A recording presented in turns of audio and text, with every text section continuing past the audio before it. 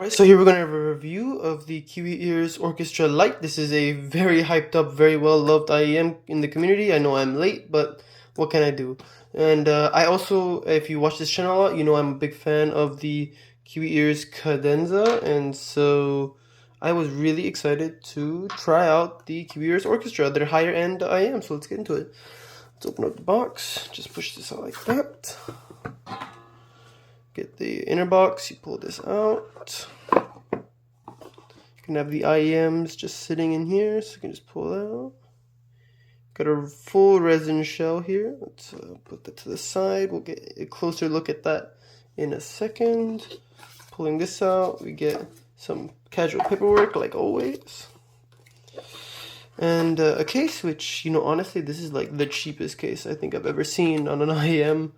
In this price range, even close to it. What is this? Is cheap. Anyway, the cable, which is a decent cable, we'll talk about that. And we got some tips. We have these clear tips I end up using because I enjoyed the sound on these the most. Some black tips, I didn't like the sound as much on these, but it sounded good still. And the red inner core tips, which sounded good, but they were not very comfortable for me. And we got the cable tie. Let's move to the side. Yeah, so this whole review is probably going to be based around the white tips because I used that in my testing and I found it to be the best. Let's take a look at the resin shell here. You got this like green faceplate, which really looks amazing. This looks like, I feel like it makes me want to kind of eat it. Looks like a candy. It looks like a Jolly Rancher. And then inside you can see the 8 BA drivers. I'm trying to get a good look on the camera, and also this crossover here. So yeah, I think they're a great looking IEM. They're quite a large IEM.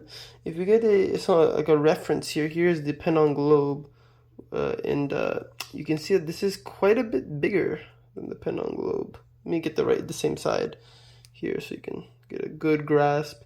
They're quite a bit bigger than the Penon Globe, but I will say, for an IEM of this size, they got it to be pretty comfortable. This is it's not like the most comfortable thing in the world, but for this size, they managed to contour the housing in a way where it's not too obstructive, and I'm really glad they managed to do that. I mean, like, it's not very easy to fit 8 drivers into an IEM like this. Anyway, so let's talk about the cable next, actually. The cable is pretty good. I mean, for this price, I think it's right about expected at $250, which is what they retail for. I also should mention they are 8BA. I don't know if I already said that, but I think at this price, this is a good cable. I mean, nothing wrong with it. It's a little bit rubbery feeling, kind of like the Tri-Audio cables, but otherwise, it's a good cable. I think it's fine. Let's go on to sound now, because we covered, you know, comfort, all that. I also really love the looks. I just wanted to say these are really great looking. For sound, I'm gonna be honest, this is underwhelming for me. I will say that there are certain things about this IEM that I just think were incredible. The imaging is probably the best I've heard under $500. It's really easy to pinpoint exact locations of certain things in the space. And this is working in a soundstage that's pretty big. I'd say it's slightly smaller than the Globe stage, ever so slightly. And so you use your head, and this is probably the space you're getting, which is pretty good. And you can really pinpoint the things in the space. So I think that for this price, that's impressive. That's incredible.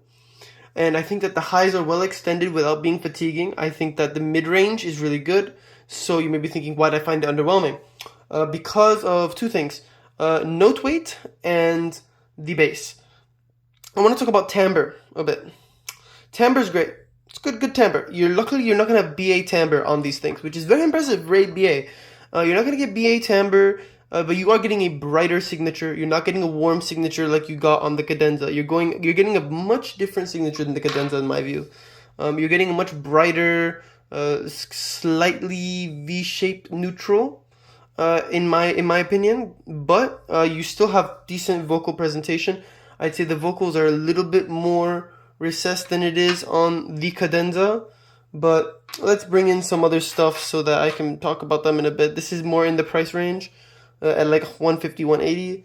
I also do want to bring some $300 IEMs, so we can talk about the Oxygen and the Globe. Now, the problem with the... No, wait.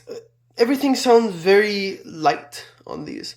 And that can be good in the sense where you do get more space for instruments and notes in the song, but bad in the way where it kind of just feels a little weak. All the sounds on here feel weak. There's no power in the music. You don't feel like, especially in the bass, but even for the vocals, you feel like a little tiny person singing, not really like, you're not really getting a very big presence in the vocals. The highs are good. Highs are crystal clear. I like the way the highs are done on these. With the mid-range, you're getting very, very small presence in the mid-range, like very, very light and thin. It's well detailed. It's got good texture, but it's just thin and light. As for the bass, this was the number one disappointment, and this is why I can't recommend these personally. The bass is just so BA-like. And if you don't know what that means, it's got very small amount of decay. You're not getting a big slam. You're getting just a light, like instead of going dun, you're going tut, tut, tut, tut. It's a very weak sound. And for me, it's just very distracting how poor the bass is on this. Now, I'm not a big all BA IEM guy. I really either like hybrids or single DD IEMs or planar. But with Kiwi Ears, I had an expectation because of how much I loved the cadenza. I was like, okay, maybe they can figure out how to do it. And I don't think they solved the all BA problem. It's got the same problems a lot of all BA IEMs have. The same problem I had with the Fearless S8F, if you've heard that. It's just very light, very weak bass. And there's poor decay. There's poor texture. It's very one-dimensional. If you've heard the Aeon Noir by the Mr. Speakers or what's DCA Aeon Noir, it's an over-ear headphone, and it's planar. It's an excellent headphone, great mid-range, great highs. But for me, when I heard the bass, very non-dynamic, one-dimensional like hit with no decay, it was a problem for me. I couldn't deal with it, even if I liked other tracks, like, you know, if you listen to orchestral, if you listen to classical music, you're not going to have to worry about that very much. You're not going to get too much bass response in those kind of tracks. And for that, these are great. But for me, I have a mixture of genres in my library. And so I'll be listening to that. I enjoy it. But once a bassy track comes on, these things start to disappoint. And it's distracting. It's distracting to the music. I don't want to be distracted from my music. I want these to enhance my experience. As good as the imaging is, as good as the staging is, as good as the detail is, I can't handle it if there's one aspect of the music that is so far behind the competition. Now, like, for example, the Simgot EN1000. This does not have the imaging of these. It has a wider stage, but doesn't have the imaging. And I find the detail on this to be better. A lot of things are better about this, but the Simgot is an all-rounder through and through. It can do everything well, while these do a lot of things excellently, but they do just the bass very poorly. And that is a deal breaker for me personally. If you only listen to instrumental music, or you only listen to music with not a lot of bass presence, these will be a fantastic IEM for you in the price range. Maybe the best. But I listen to that, and I listen to other things too, and I don't want to have something where I have to switch IEMs just to listen to my music. That's not what I want to go for. Now, if you want to do a comparison with the Oxygen's got wider stage, not as good imaging as this. I actually will say this has better imaging than the Oxygen in my book. That's how good the imaging is. I think this has the best imaging out of all of the IEMs right here. Very excellent imaging. I really want to stress that. Beautiful imaging. I'd say that the timbre on this is better, and the bass is obviously a lot better on this than it is on these. I'd say that the treble extension is more impressively done on the Globe and this than this. I'd still say this is good, but I'd say the treble is done better on these. But I will say the treble is done better on this than on this. I think that the treble is better done on the orchestra than on the Orchestra Lite than on the EN1000. I think that the mid-range is more detailed on the Orchestra Lite than on the EN1000, but it has a much nicer note weight on the EN1000.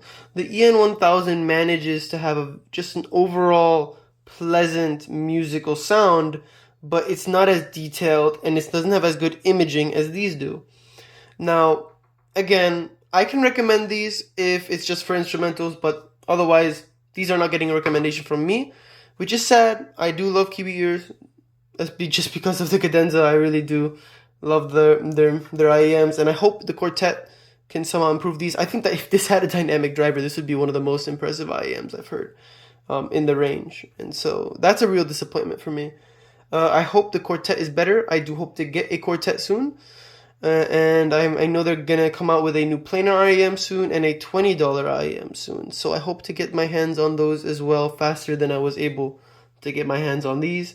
I hope this video helped out, and see ya.